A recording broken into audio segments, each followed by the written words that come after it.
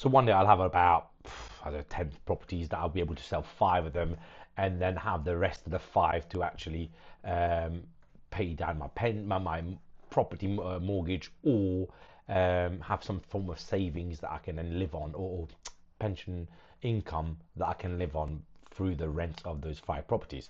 Well, as it turns out, actually, there's a better way of doing it. So, what I did was I actually used a lot of my income over time to actually keep buying properties. And the reason why I did that was actually I realized that over time, property prices go up. And most people will say, oh, well, that's not typically true. If you look at the statistics, 60 years, 70 years of data. Look at now, I mean, interest rate at 6%, and property is still rising every month, each month. Why? There's a demand and supply problem. So how would you still go back and do this? So save, look at your pensions, look at any share scheme you've got, get that capital sorted out. So once you start to get the capital sorted out, you can start to invest in your first property. How do you get into this? Well, actually, typically you need 25% deposit to get into the buy to let market. And how do you get in the buy to let market? Well, once you've got a 25% deposit, you look for properties. Ideally, what I teach people to do is because that 25% deposit is probably 50K, 100K, whatever, wherever, depending on where you're buying.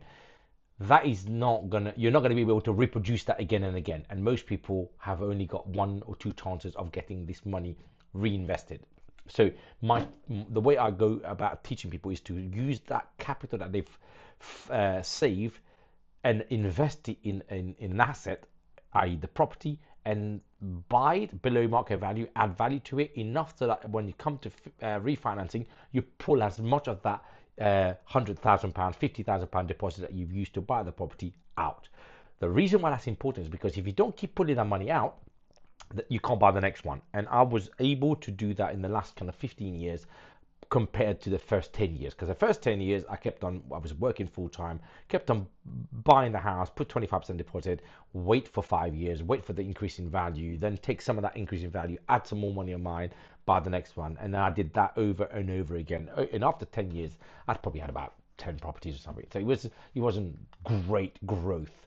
But in the last 15 years, that's absolutely gone berserk. Why? Because I've been able to work at a system where I can pull the money back out. So buy below market, add value, title split in a lot of extent, and actually pull most of our money out before list trust and the 7% interest rate that we're facing at the moment on lending. We used to pull all of our money out. Given that where we are now is 6.79%, call it 7% interest rate, either the stress test on the rent is stopping us from taking all the money out, or quite frankly, the deal is so expensive that we end up leaving maybe 10%, 5 to 10% of the money in. Well, quite frankly, if I'm buying 5, 8 blocks of flats and I'm leaving a few £1,000s, that the rent alone is going to pay me back in, say, 18 months, 2 years, I'm quite happy to do that.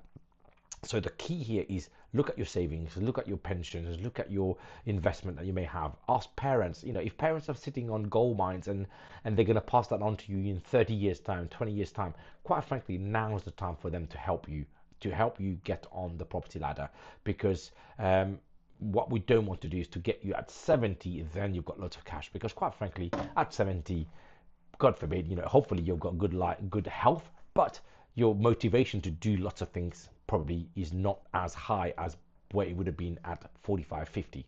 So my take home message is: 1, save. 2, understand that you need to be able to find asset that you can actually put that money in, pull it back out. 3, ask around, maybe your parents or your SAS pension, or any kind of share scheme that you may have that you'll be able to pull out the money, pull that out. Don't, and ISAs at the moment, my biggest thing is ISAs is actually, if you can do better, I guess is probably the best way of saying it, than leaving your money passively earning 5%, 6% right now, but that's going to go down once interest rate goes down.